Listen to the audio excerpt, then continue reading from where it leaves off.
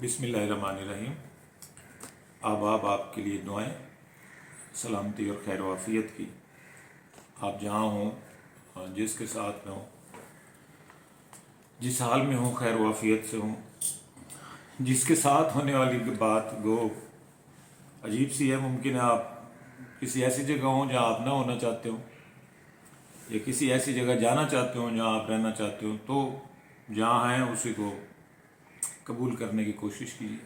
हमारा आज का मौजू उर्दू मरसिया, उर्दू मरसिया की रिवायत। गो हम रिवायत का तज़किरा तफसीली नहीं करेंगे क्योंकि इस सूरत में जो हमारी गुफ्तगू है ख़ासी तवील हो जाएगी।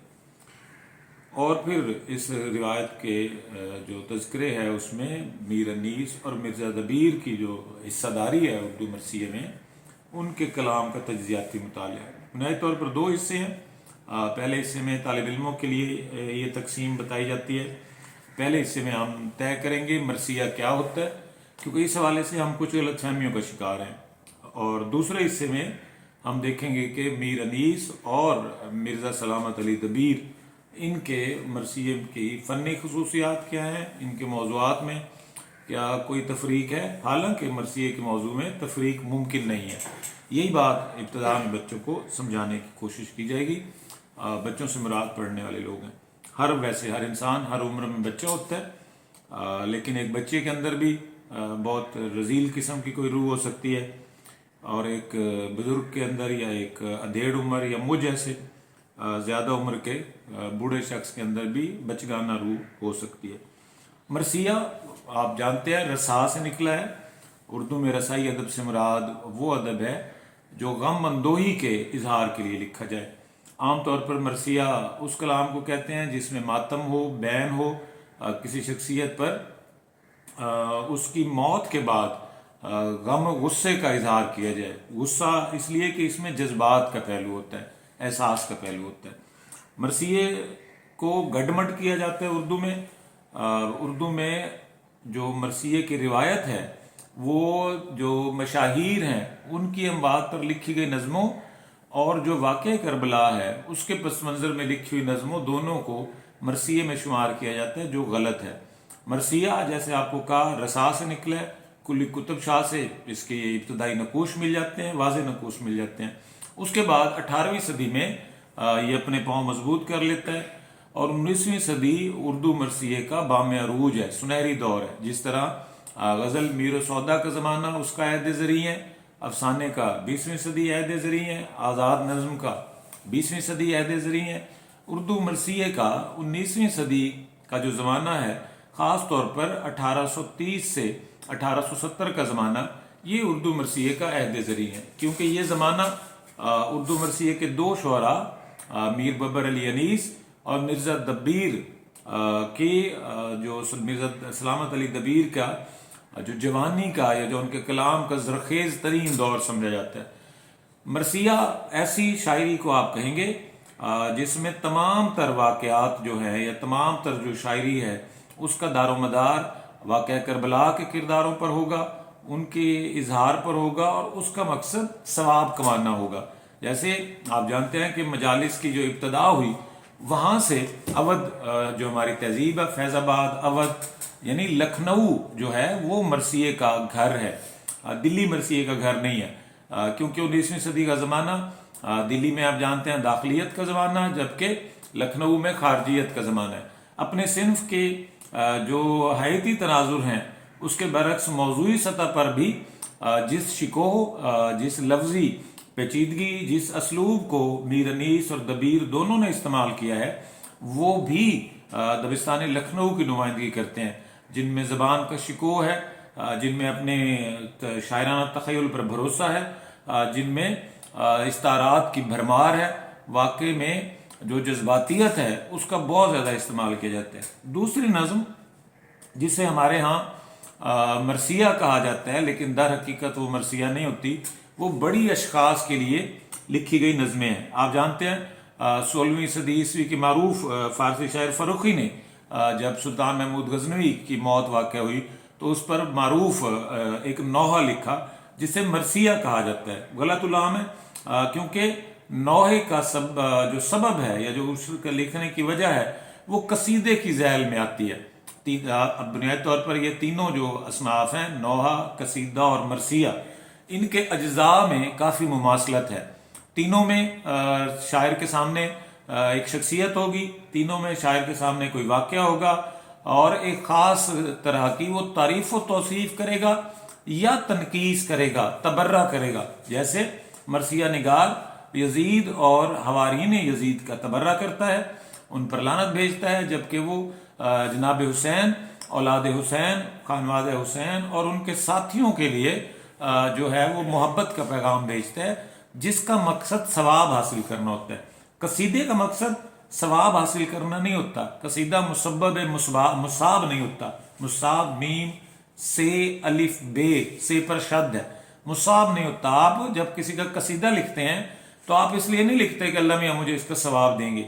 آپ نوحہ لکھتے ہیں تو سلطان محمود غزنوی کا جب نوحہ لکھا ان کے معاصر، ان کے درباری شاعر نے، تو اس لیے نہیں لکھا کہ وہ کوئی اللہ کی بارگاہ میں اپنے لیے کوئی درجہ چاہتے تھے یا حب رسول چاہتے تھے یا حب خدا چاہتے تھے، بلکہ انہوں نے جو دنیاوی ضرورتیں ہیں ان کے تحت عرفی نے یا فروخی نے یہ نوحہ لکھا۔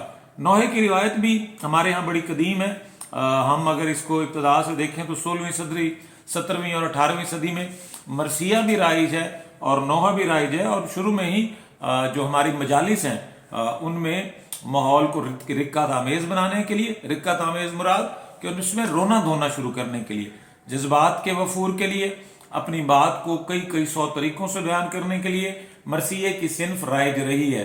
ایک کلاسیکی خیال یہ ہے کہ جو بھٹکا ہوا شاعر ہوتا ہے یا جو ناکام شاعر ہوتا ہے وہ مرثیہ نگار بن جاتا ہے، کیونکہ ناقدین کا یہ خیال ہے کہ مرثیہ نگاری غزل کی نسبت سہل ہے۔ چونکہ مرثیہ کلاسیکی صنف سخن ہے تو اس کا تقابل آپ آزاد نظم سے نہیں کر سکتے، بطور ہیئت کے اس کا تقابل یا تو غزل کے ساتھ ہوگا یا مثنوی کے ساتھ ہوگا۔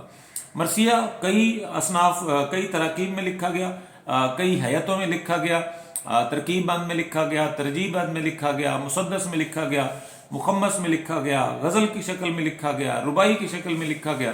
لیکن آپ کو یہ معلوم ہے کہ جب کوئی چیز موضوعی ہو جاتی ہے اور اگر اس کا موضوع رسا ہوگا، ماتم ہوگا، تو وہ غزل نہیں رہے گی، خواہ اس کا جو قالب ہے وہ غزل والا ہی ہو۔ جیسے غالب نے اپنے بھانجے عارف کی وفات پر ایک غزل لکھی اور وہ ایک غزل کی صورت میں دیوان میں شامل ہے، گو اس کا عنوان ایک مرثیے کے ساتھ ہے، مگر وہ مرثیہ نہیں ہے، نوحہ ہے جو غالب نے اپنے مرحوم جو ان کا تھا بھانجا عارف کی وفات لازم تھا، وہ کیا اس کا مصرع ہے کہ لازم تھا کہ دیکھو میرا رستہ کوئی دن اور، تو یہ معروف ان کی غزل ہے، لیکن یہ غزل نہیں ہے، یہ ایک نظم ہے۔ تو یہ جو غلط فہمی ہمارے یہاں پائی جاتی ہے، ہمارے طالب علموں کے یہاں بالخصوص پائی جاتی ہے کہ غالب نے اپنے بھانجے عارف کی وفات پر غزل لکھی، وہ غزل نہیں ہے، نوحہ ہے۔ ہم پہلے وضاحت کر چکے ہیں کہ مرثیہ ثواب دارین حاصل لکھنے کے لیے کیا جاتا ہے۔ مرثیے کا موضوع رقت آمیز جذبات ہیں، خانواد رسول جو میدان کربلا میں یزیدی افواج کے ہاتھوں محصور ہوا، ان کے واقعے کا بیان، بچوں کی شہادت، جناب حسین کی شہادت، جناب قاسم کی شہادت، جناب عباس کی شہادت، ان شہادت کے جو واقعات ہیں ان کے اور یزید کی افواج کے درمیان جو مکالمے ہیں ان کو جذبات کے ساتھ بیان کرنا اور واقعاتی صحت کا خیال نہ رکھتے ہوئے بیان کرنا۔ ذہن میں رکھیے گا کہ مرثیہ تاریخ نگاری نہیں ہے، جملہ دہرا رہا ہوں، مرثیہ تاریخ نگاری نہیں ہے، بلکہ مرثیہ لکھنے والے شاعر کا مطمع نظر مجلس میں موجود لوگوں کو اس حد تک اکسانا ہے کہ وہ دھاڑے مار مار کر غم حسین میں اپنے آپ کو ہلکان کر دیں، وہ رونے لگ جائیں، سینہ کو بھی شروع کر دیں، پیٹنے لگ جائیں، شعر میں ایسی پھڑک موجود ہو، ایسی آتشی حرارت موجود ہو جو سننے والے کو دلگیر کر دے، اسے اتنا غمگین کر دے کہ وہ زاروں قطار رونے لگ جائے، اپنا سینہ پیٹنے لگ جائے اور حسین اور اس کے خاندان کو یاد کرنے لگ جائے۔ اس کے برعکس دوسری نظم جس میں جیسے ہم نے غالب کا حوالہ دیا، اسی طرح اقبال نے سر راس مسعود جو کہ سر سید کے پوتے ہیں، جسٹس شادین، ان کے لیے نظمیں لکھیں۔ حالی نے غالب کی وفات پر نوحہ لکھا۔ ایک طویل روایت ہے، لوگ نوحے لکھتے رہتے ہیں۔ ملتان سے پروفیسر اصغر علی شاہ رہے ہیں، उन्होंने कई ऐसे नौ लिखे जो बड़े गर्देजी साहब थे मुल्तान में, उनकी वफात पर नौ लिखा। तो सादा तरीन मानों में मरसिया और नौहा दो मुख्तलिफ असनाफ हैं। मरसिया रसा से निकला है, जिसके मायने वो नज्म जिसमें तीन चीजें होंगी। मरसिये का पहला पहलू होगा कि ये मंजूम कलाम होगा, दूसरी इसमें बात होगी कि ये खानवादा रसूल के साथ मुहर्रम के 10 दिन में पेश आने वाले वाकयात पर मबनी होगा, और तीसरा पहलू इसमें यह अहम होगा कि ये सवाब हासिल करने की नीयत से लिखा जाएगा। चौथा पहलू ये भी हो सकता है कि इसमें जो वाकयात की तारीखी असनाद हैं उन पर किनात करना जरूरी नहीं है। शायर चाहे तो किसी भी वाक़े को बढ़ा चढ़ा कर बयान कर सकता है। जैसे मीर तकी मीर ने जनाब कासिम की शादी का सेहरा लिखा। आपको मालूम है हिंदुस्तान में एक रिवायत है कि जब किसी की शादी होती है तो उसके दोस्त शुअरा जो हैं, अगर वो शायर हो या गैर शायर हो, लेकिन उसके कोई दोस्त शायर हैं तो वो उसका शादी का सेहरा लिख कर जाते हैं, उसे तोहफा करते हैं। तो जनाब कासिम जो जनाब हसन के बेटे हैं, जनाब अली के पोते हैं, अली और जनाब अबू तालिब के आप समझिए के पड़पोते हैं, उनके लिए उन्होंने मैदान करबला में, जो वो 14 बरस की उम्र में वाक़या करबला का हिस्सा थे, उसके लिए मीर तकी मीर ने सेहरा लिखा। लेकिन वो सेहरा मरसिया हो गया अपने मौजू के सबब से। मरसिया जैसे पहले आपको बताया तमाम हयातों में लिखा गया, और मीर अनीस और मिर्जा दबीर से पहले भी शोरा मौजूद हैं, दिलगीर हैं, मुस्तहसन हैं, जो कि खुद मीर के खानवादे से हैं, मीर अनीस के खानवादे से हैं। आपको याद रखना चाहिए, इस पर हम आगे बात करेंगे, मीर अनीस का पूरा खानदान एक शायराना खानदान है जिसमें कई पुश्तों से शायरी का अमल जारी था, शायरी की जा रही थी। नौहे में जो नौहा निगार है उसका मतम नज़र मरने वाले शख्स की खूबियां बयान करना है, शख्सी खूबियां बयान करना है, उसकी फजीलतों का इजहार है, और उसके बदले में मुमकिन है वो कोई दुनियावी जाओ हशम चाहता हो, मुमकिन है ना चाहता हो। इस तरह की बहुत सारी मिसालें हैं। लेकिन एक तालिब इल्म को अपना सवाल हल करते हुए या एक स्कॉलर को इंटरव्यू के लिए इतनी मालूमात काफ़ी हैं। गालिब का अपने भांजे आरिफ की वफात पर लिखा गया नौहा, हाली का गालिब की वफात पर लिखा हुआ नौहा, इकबाल का सर्रास मसूद की वफात पर लिखा हुआ नौहा, उसका मुतसिम बिल्ला के लिए सादी का लिखा हुआ नौहा, ये सुल्तान महमूद गजनवी के लिए की मौत पर लिखा हुआ नौहा। ये नौहे एक तालिब इल्म को रिवायत का तज़किरा करते हुए खासी मददगार साबित हो सकते हैं। अगर नौहे की उर्दू में मरसिया की, हमारा मौजू मरसिया निगारी है, नौहा निगारी नहीं है। तालिब इल्म याद रखें कि हमारी आज की गुफ्तगू उर्दू मरसिया निगारी की रिवायत पर है, उर्दू में नौहा निगारी की रिवायत पर नहीं है।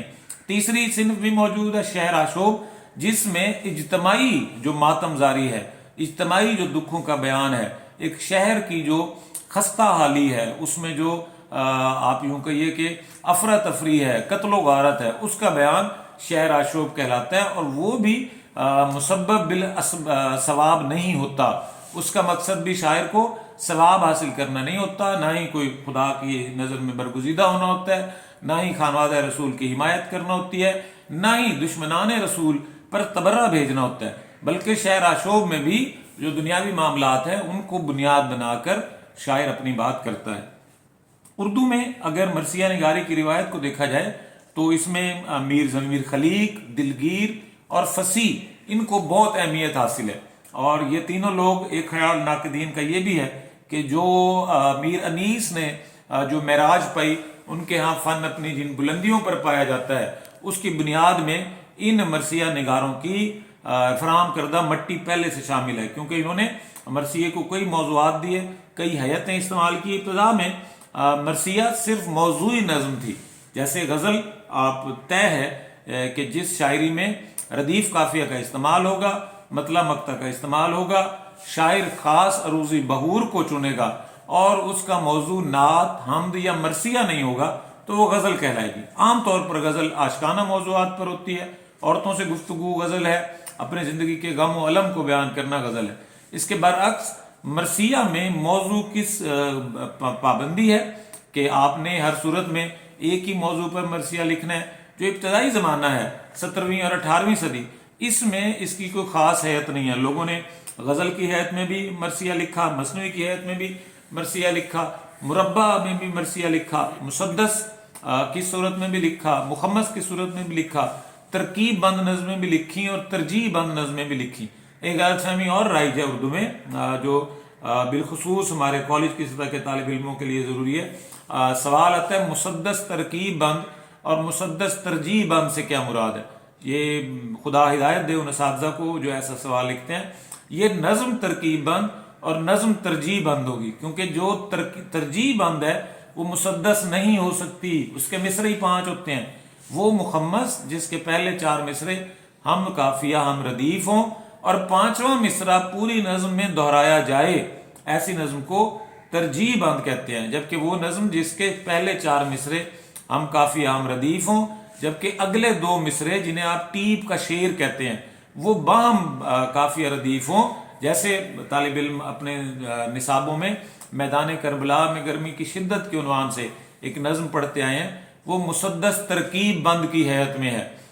हाली की मुसद्दस मद्दो जज़र इस्लाम मुसद्दस तरकीब बंद की हालत में है। तो मुसद्दस तरकीब बंद मुसद्दस होती है, मुखम्मस तरजीह बंद होती है।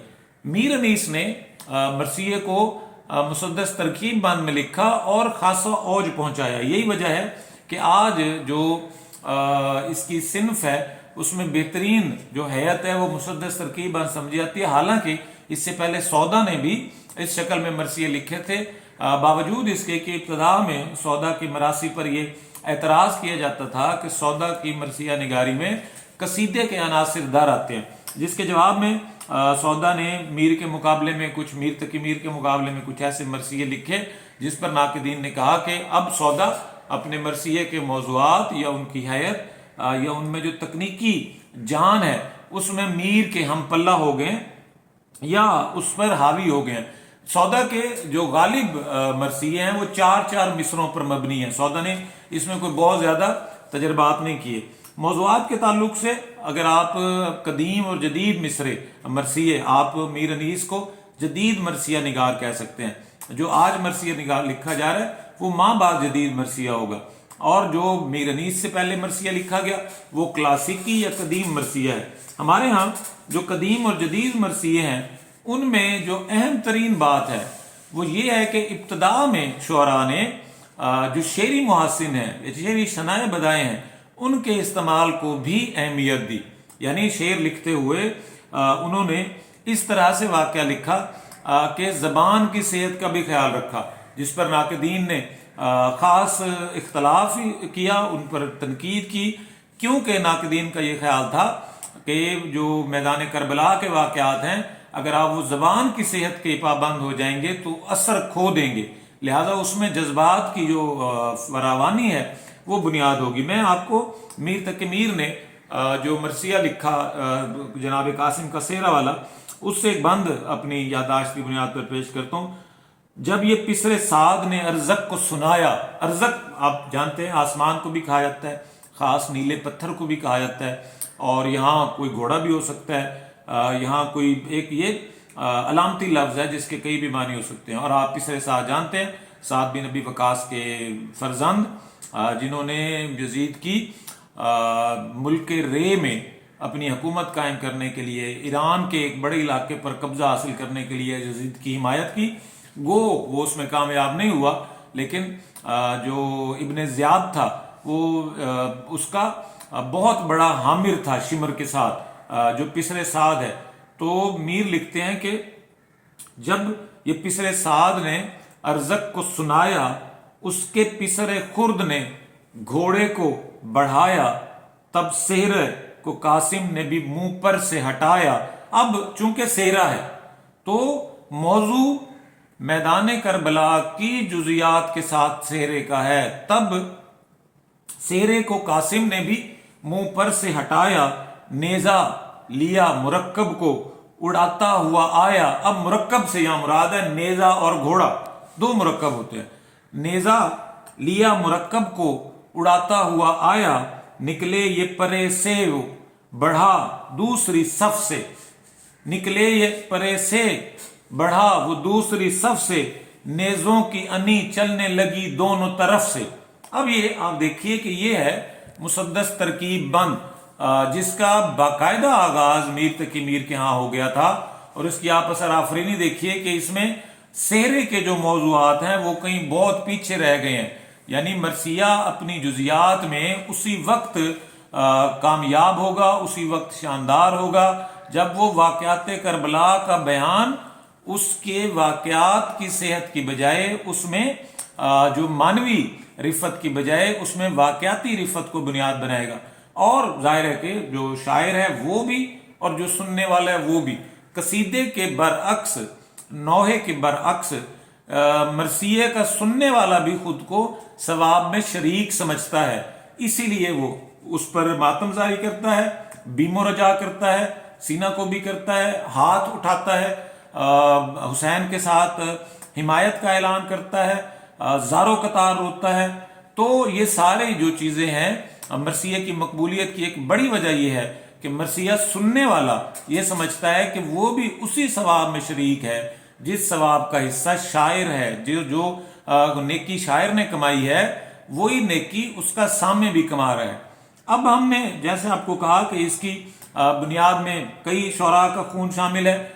اس کو خوشمار کا زیبا میں بھی بیان کیا گیا، اس کو مصطفی نے ریاض الفصاح میں بھی بیان کیا، اس کو پوری کتاب ہے اکبر حیدری کی اودھ میں اردو مرثیے کی روایت. کوئی بچہ چاہے ایک دوسری کتاب ہے اردو مرثیے کا ارتقاء مسیح الزماں کی، اس میں تفصیل کے ساتھ جو میر انیس کے اساتذہ ہیں ان کا ذکر موجود ہے. ہم جمپ کرتے ہوئے آگے بڑھتے ہوئے اپنی وقت کی قلت کو سامنے رکھتے ہوئے میر انیس پر آتے ہیں. میر ببر علی انیس جو کہ بیٹے ہیں میر مستحسن خلیق کے، جو کہ میر مستحسن خلیق خود بہت معروف شاعر تھے، ابتداً غزل کے اور بعد میں انہوں نے خود بھی مرثیہ نگاری میں کمال حاصل کیا. جبکہ میر مستحسن خلیق بیٹے ہیں میر حسن کے، جن کی مثنوی سار البیان بڑی جس کی دھوم 4 رنگ عالم میں ہے، اور میر حسن بیٹے ہیں میر زاہد کے، اور میر زاہد جو حجو نگار تھے. اس طرح یہ نسل میر انیس تک آتے آتے 5 پشتوں سے شاعری سے جڑی ہوئی تھی. اور ان کے ہاں اگر کوئی چیز جسے کہتے ہیں کہ تسلسل کے ساتھ آگے بڑھ رہی تھی وہ خانوادہ کربلا یا خانوادہ حسین کے ساتھ محبت کا اظہار ہے. میر انیس کا زمانہ جو ہے وہ 19ویں صدی کی ابتدا ہے، 1803 سے 1873. 70 برس کی انیس نے عمر پائی. انیس نے اپنی زندگی میں جو مرثیے لکھے ان کی تعداد 300 سے کم ہے، سلام کی تعداد 150 سے کم ہے، لیکن ان سب کا معیار بہت اعلیٰ ہے.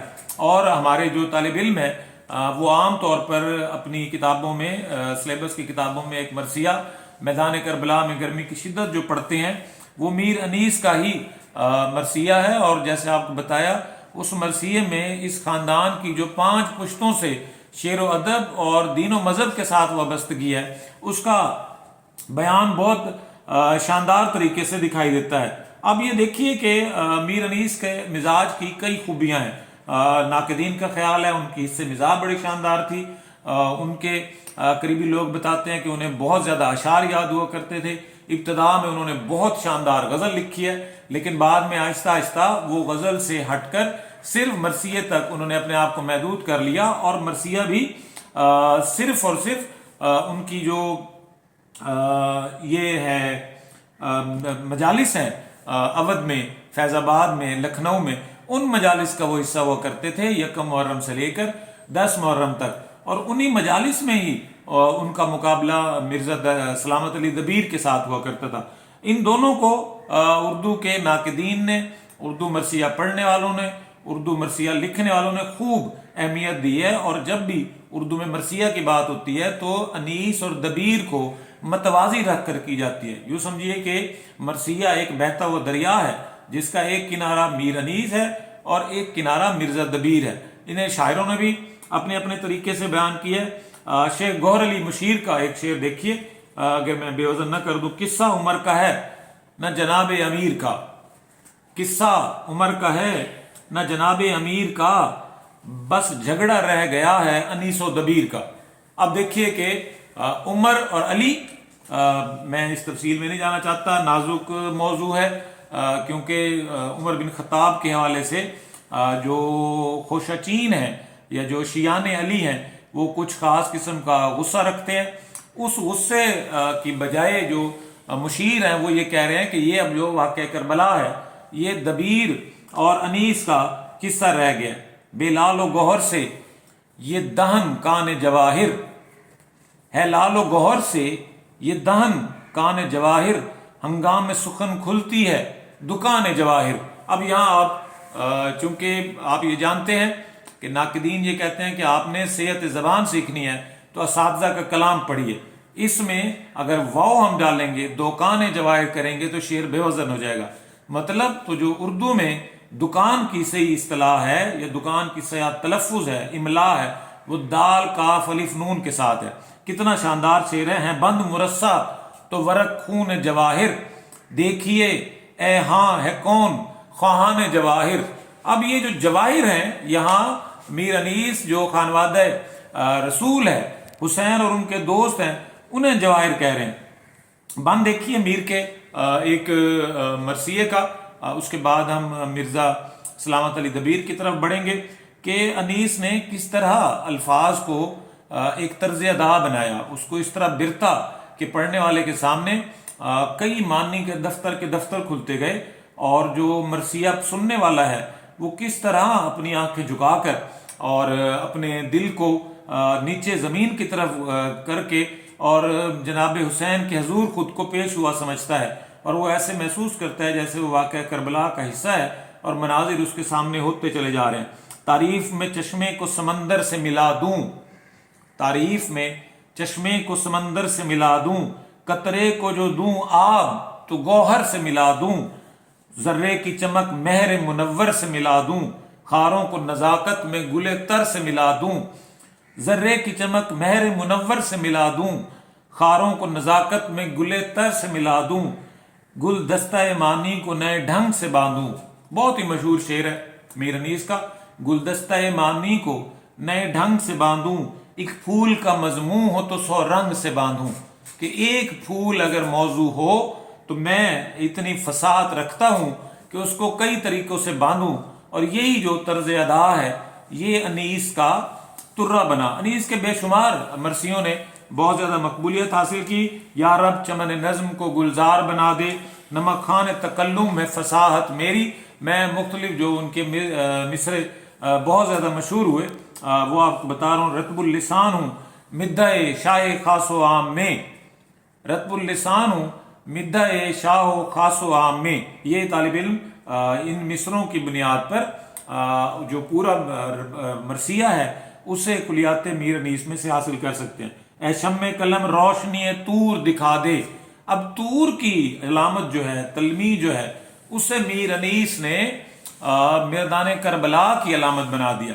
یہی اس کا کمال تھا کہ میر انیس نے مناظر نگاری، جو مناظر قدرت ہیں، سراپا نگاری ہے، مختلف جو اصحاب ہیں ان کے جسم، ان کی آنکھیں، چہرے، بال، کان، کندھے، تلوار چلانا، گھوڑے کو ایڑ لگانا، گھوڑے کا دوڑنا، گرد کا اٹھنا، دریائے فرات کا منظر، پیاسی تھی سپاہ خدا 3 رات کی،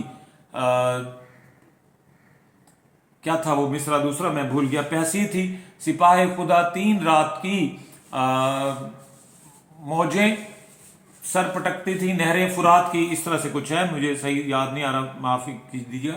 تو سراپا نگاری بہت بڑی خوبی ہے میر انیس کی، جسے آپ ولی دکنی کے ساتھ مخصوص کرتے ہیں کہ ولی دکنی جو ہے وہ سراپا نگار شاعر ہے، وہ اپنے محبوب کو اس طرح بیان کرتا ہے کہ اس کا دہن، اس کا چہرہ، اس کی آنکھیں آپ کے سامنے آ جاتے ہیں۔ اس کے برعکس میر انیس واقعہ کربلا کو اس طرح بیان کرتے ہیں تو آپ کو ایسا محسوس ہوتا ہے کہ آپ اس واقعے کو اپنی آنکھوں کے سامنے ہوتا ہوا، پیش آتا ہوا دیکھ رہے ہیں۔ ایک اور دیکھیے کہ کس طرح جو یہ مسدس ترکیب بند ہے اس میں میر انیس ایک بند میں مزید طالب علموں کے لیے، اب معاف کیجیے گا بے وزن ہو جائے، چمکی گری اٹھی ادھر آئی ادھر گئی، چمکی گری اٹھی ادھر آئی ادھر گئی، خالی کیے پرے تو صفیں خوں میں بھر گئی، کاٹے کبھی قدم کبھی بالائے سر گئی، ندی غضب کی تھی کہ بڑھی اور اتر گئی۔ اب دیکھیے کہ اب جو مسدس ترکیب بند کا تقاضا ہے پہلے 4 اشعار سے وہ باہم ردیف قافیے کا پورا ہو گیا، تو جو ٹیپ کا شعر ہے جسے آپ ترکیب بند شعر کہتے ہیں اس میں بدل جائے گا کہ ایک شور تھا یہ کیا ہے جو کہر سمد نہیں، ایک شور تھا یہ کیا ہے جو کہر سمد نہیں، ایسا تو رود نیل میں بھی جزر و مد نہیں۔ رود بمانی کشتی ندی، چشمہ، دریائے نیل مراد ہے کہ اس طرح کی جو بپھرنا ہے، بے چینی ہے، تو وہ تو دریائے نیل میں نہیں ہے، جو بے چینی دریائے فرات کو ہے، جو قہر سمد میں واقع ہو چکا ہے۔ بجلی گری کے فوج پہ تیخ دو سر گری، کٹ کر کسی کی تیخ کسی کی سپر گری، چمکی کبھی فلک پہ کبھی فرق پر گری، سر کاٹ کر ادھر سے جو اٹھی ادھر گری، زرہیں تنوں میں مثل کفن چاک ہو گئیں، زرہیں تنوں میں مثل کفن چاک ہو گئیں، ایک آن میں صفیں کی صفیں خاک ہو گئیں۔ اور ساتھ ہی گھوڑے کی تعریف میں دیکھیے کہ گھوڑوں کو بہت بنیادی اہمیت حاصل ہے دونوں شاعروں کے ہاں، خواہ وہ میر انیس ہو یا مرزا دبیر ہوں۔ انہوں جو دلدل ہے، دلدل کو اور جو دیگر گھوڑے بھی تھے، جناب قاسم کا گھوڑا اور جو ہر کا گھوڑا، دیگر جو لوگ حصہ بنے، ان کے جو گھوڑوں کے واقعات ہیں، ان کی سموں کی آواز ہے، ان کی نالیں وہ کس طرح سے ہوتی تھی اور وہ کس طرح سے چنگھاڑتے تھے، کس طرح سے ہنہناتے تھے، اس کو کمال خوبی کے ساتھ میر نے مرثیوں میں باندھا ہے۔ اور یقین کیجئے کہ انسان آنکھیں جھکا لیتا ہے۔ سمٹا جہاں اڑا ادھر آیا ادھر گیا، سمٹا جماں اڑا ادھر آیا ادھر گیا، چمکا پھرا جمال دکھایا ٹھہر گیا، تیروں سے اڑ کے برچھیوں میں بے خطر گیا، تیروں سے اڑ کے برچھیوں میں بے خطر گیا، برہم کیا صفوں کو پرے سے گزر گیا، گھوڑوں کا تن بھی ٹاپ سے، گھوڑوں کا تن بھی ٹاپ سے اس کے فگار تھا، ضربت تھی نال کی کے سروہی کا وار تھا، آہو کی جست شیر کی آمد پری کی چال، آہو ہرن، آہو کی جست شیر کی آمد پری کی چال، کبک دری خجل دل تاؤس پائے مال، سبزہ سبک روی میں قدم کے تلے نہال، ایک دو قدم میں بھول گئے چوکڑی غزال، جو آ گیا قدم کے تلے گرد برد تھا، جھل بل غضب کی تھی کہ چھلاوا بھی گرد تھا۔ اب یہ گھوڑے کا بیان آپ دیکھیے کہ وہ ہرن سے زیادہ چست ہے، شیر سے زیادہ طاقتور ہے، وہ اس طرح سے آن کی آن میں لپکتا ہے کہ جیسے اسے معلوم ہے اس کا سوار کون ہے، جیسے اسے معلوم ہے کہ اس کی پیٹھ پر کون شخص سوار ہے، وہ کتنا عالی مرتبت ہے، اس کی حمایت میں اپنے سموں سے، اپنی ٹانگوں سے اس کی جو آپ سمجھیے کہ رفت ہے یا جو اس کی نصرت ہے، اس کا ساتھ دینا کس قدر اہم ہے۔ میر انیس کے بارے میں یہ خیال کیا جاتا ہے کہ انہوں نے مرثیہ کے فن کو اس کی بلندیوں پر پہنچا دیا۔ مرثیہ جہاں میر انیس نے چھوڑا ہے اس سے آگے اسے لے جانا ممکن نہیں، گو یہ باتیں طے شدہ نہیں ہوتی، اور اس میں ضروری نہیں کہ یہ آخری حد ہو، ممکن ہے کوئی ایسا فصیح شاعر، کوئی ایسا بڑا شاعر پھر پیدا ہو جو مرثیہ کو اس سے بھی آگے لے جائے۔ لیکن شبلی نے جو اپنی کتاب موازنہ انیس و دبیر ہے، یہ سب سے بنیادی کتاب سمجھی جاتی ہے۔ ویسے گوپی چند نارنگ کی بھی اس پر کتاب ہے، اور ایک مستشرق کی انگریزی میں بھی دبیر پر الگ سے کتاب ہے۔ تو بنیادی دو کتابوں کو حوالہ حاصل ہے، گوپی چند نارنگ کی انیس و دبیر اس کا نام ہے، اور شبلی نعمانی کی موازنہ انیس و دبیر۔ تو موازنہ انیس و دبیر میں شبلی نعمانی نے انیس کی فساد کا تذکرہ بڑی تفصیل سے کیا ہے، اور انہوں نے جگہ جگہ اس کی مثالیں دی ہیں کہ میر انیس کی فساد کس طرح سے دیگر مرثیہ نگاروں پر ہے۔ اور ایک مرثیہ جو جناب حسین کے حوالے سے ہے، اسے شبلی بہت پسند کرتے تھے۔ ناقدین کا خیال ہے کہ وہ جا بجا اس کا اظہار کرتے تھے کہ جو میر انیس کا مرثیہ ہے اس کی رفت تمام مرثیہ نگاروں سے بلند ہے۔ امام حسین کے ساتھ کچھ اشعار جڑے ہیں کہ یعقوب کے آگے جو پسرے برچھی کو دکھایا، یعقوب کے آگے جو پسر برچھی کو کھاتا ہے، دل کو یقین منہ سے کلیجہ نکل آتا، فرزند کا دکھ باپ سے دیکھا نہیں جاتا، اکبر سے پسر کو کوئی ہاتھوں سے گواتا، ہوتا ہے کلک گل ہو अगर खार के नीचे, होता है कलक गुल हो के दुख होता है अगर फूल कांटों की जद में हो, होता है कलक गुल हो अगर खार के नीचे, रखे तो कलेजा कोई तलवार के नीचे। अब हुसैन अपनी औलाद इमाम असगर और अकबर की जो हालत है असगर की, कि देखिए किस तरह उसे बयान किया जा रहा है कि जब कलेजे को तलवार के नीचे रखा जाता है तो बाप की क्या कैफियत होगी। गैरों के लिए अपनी कमाई को कोई खोए, दिल बाप का माने के पिसर कब्र में सोए, खूह में कोई अपने दुरे यकता को डबोए, फर्जंद जवां कत्लो और बाप न रोए, फर्जंद का गम बानुए नाशाद से पूछो, फर्जंद का गम बानुए नाशाद से पूछो, ये दर्द किसी साहिब औलाद से पूछो।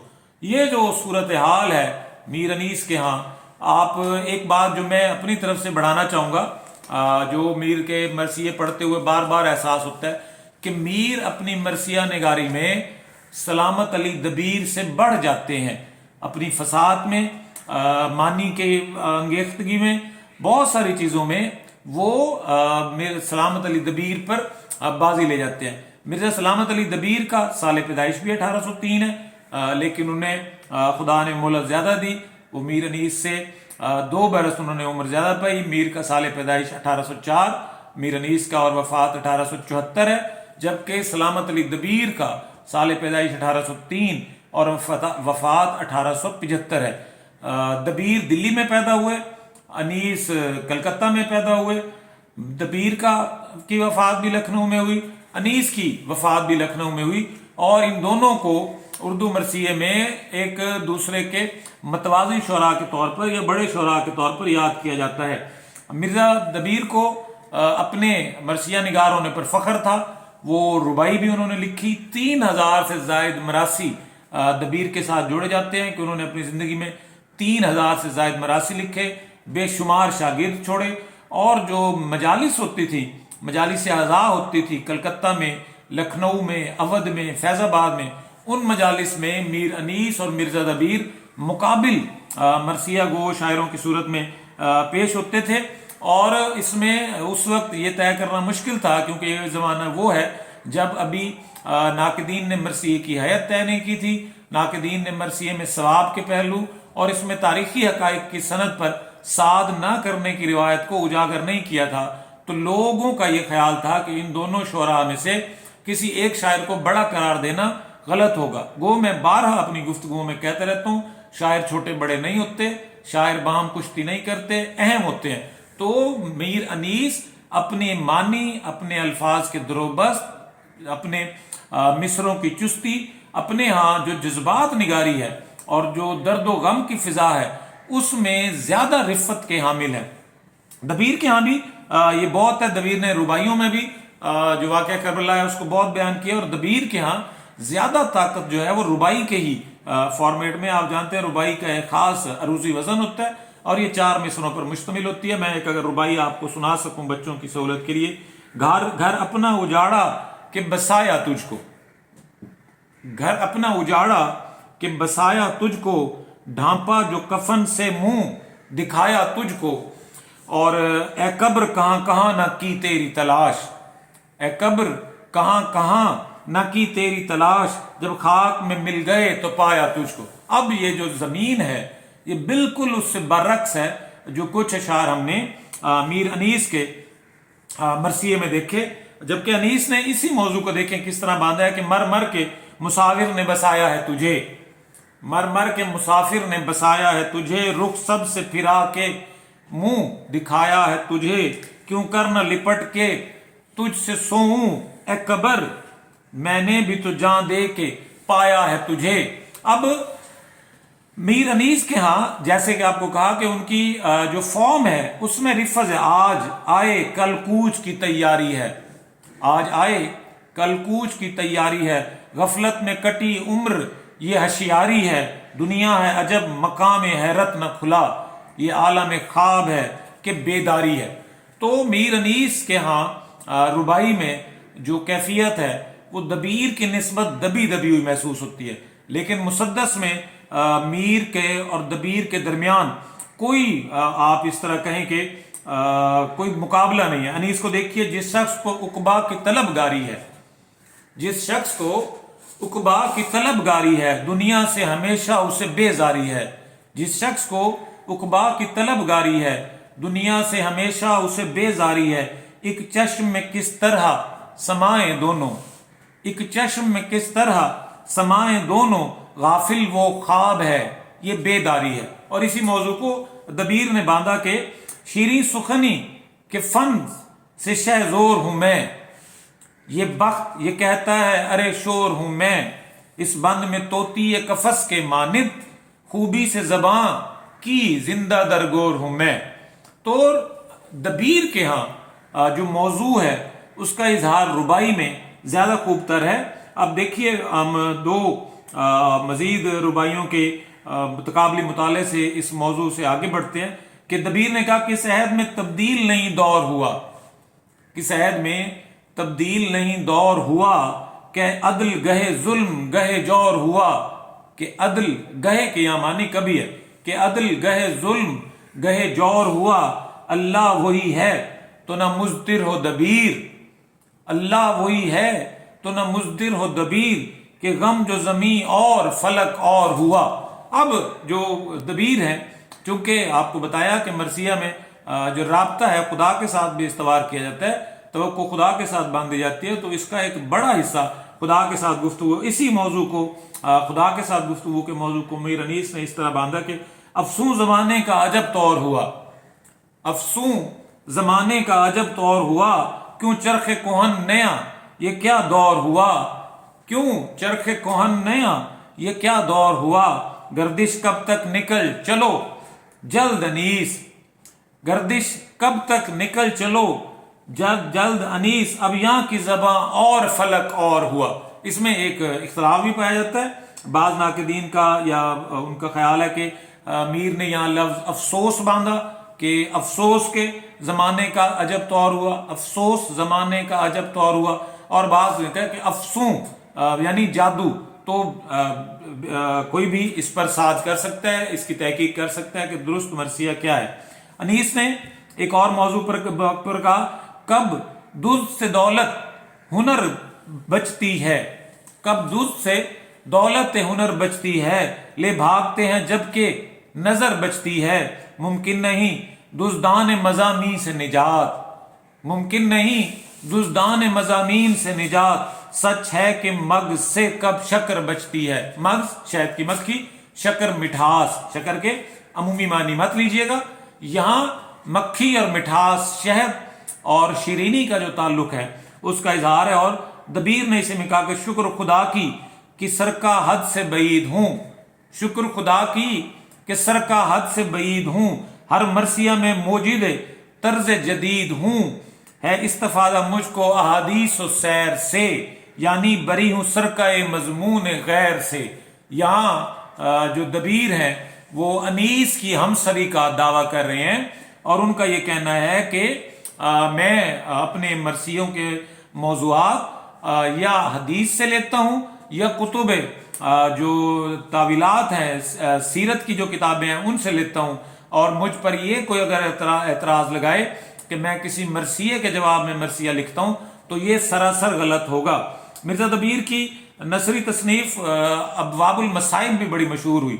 अबवाबुल मसाइब ये उनकी नसरी किताब है, जिसके मायने से हम मसाइब के अबवाब, वो किताब जिसका हर हिस्सा मसाइब अहले बैत पर मबनी है। ख्याल ये किया जाता है कि ये किताब 1829 के अतराफ में किसी वक्त आले रसूल की मिद्दत और उनके मसाइब के बयान में लिखी गई। और मिर्ज़ा दबीर के बारे में नाक़दीन की एक राय ये भी है कि उनके यहाँ नासिख का रंग बहुत ज़्यादा है। आपको ये याद रखना चाहिए, मरसिये के अरूज का ज़माना, उर्दू में इयाम गोई की तहरीक के जवाल, और नासिख की जो इस्लाह ज़बान की तहरीक है उसके अरूज का ज़माना है। और लोगों का ये ख्याल था कि अनीस के यहाँ जो रिवायत है वो फ़ारसी की रिवायत से इस्तिफ़ादा है, जबकि दबीर नासिख से मुस्तफ़ीद होते हैं। इन दोनों के अगर तख्लीकी मिजाज में देखें तो ये दोनों मुख्तलिफ आईने हैं। आप शुरू में मैंने कहा कि जब इनका मुकाबला किया जाता है, एक नामुनासिब सी ये रिवायत है کہ میر انیس اور مرزا دبیر کا مقابلہ کیا جائے، جیسے غیر مناسب یا نامناسب روایت ہے کہ فراق گورکھپوری اور ناصر کاظمی کا مطالعہ کیا جائے۔ ناصر کاظمی اداسی کا شاعر ہے، فراق گورکھپوری وصال کا شاعر ہے۔ فراق گورکھپوری عورت کے وجود کی گہرائیوں سے آگاہ ہے، جبکہ ناصر اس سے واقف نہیں ہے۔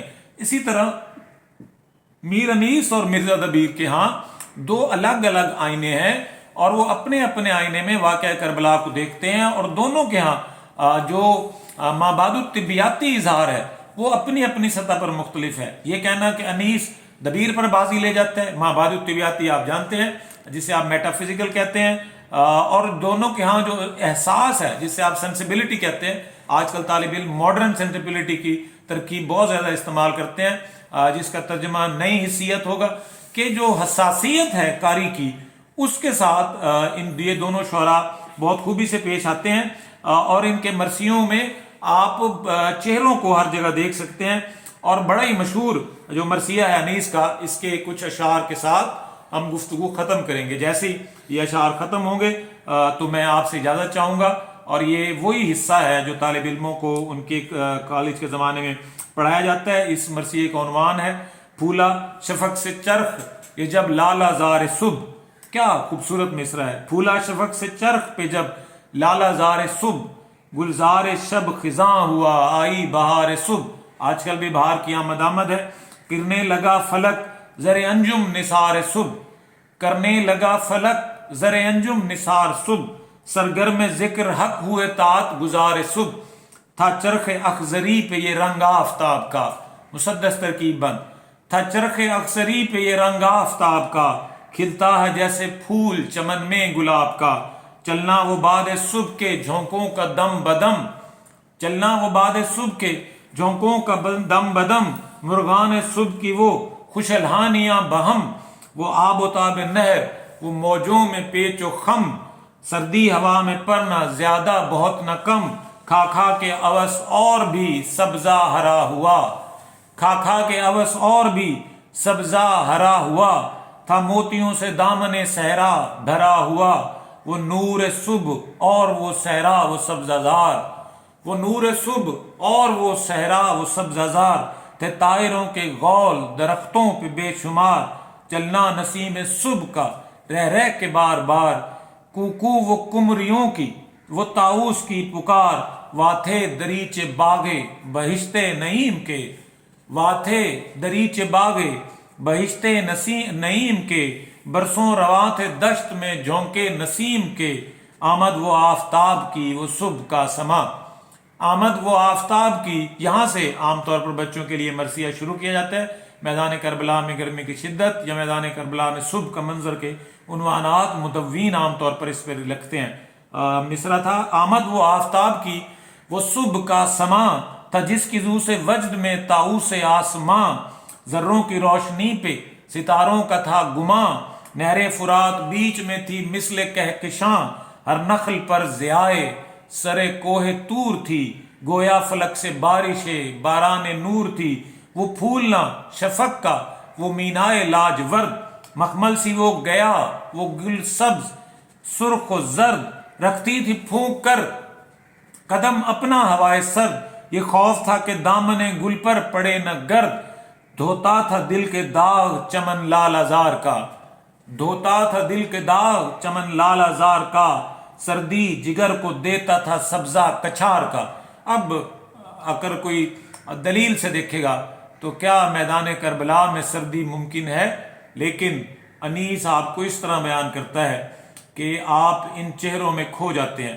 اسی منظر کو دیکھیے کہ دبیر کس طرح پڑھتے ہیں، پید عشاء مہر کی، پید عشاء مہر کی مقراز جب ہوئی، پنہا درازی پر طاؤس شب ہوئی، اور قطع زلف لیلا زہرا لقب ہوئی، مجنوں صفت قبائے سحر چاک سب ہوئی، فکر رفو تھی چرخ ہنرمند کے لیے، فکر رفو تھی چرخ ہنرمند کے لیے، دن چار ٹکڑے ہو گیا پیوند کے لیے، نکلا افق سے عابد روشن ضمیر صبح، نکلا افق سے عابد روشن ضمیر صبح، محراب آسماں ہوئی جلوہ پذیر صبح، کھولا سپیدی نے جو مسلح پیر صبح، معذرت مسلح، جو مسلح پیر صبح، پھر سجدہ گاہ بن گیا مہر منیر صبح،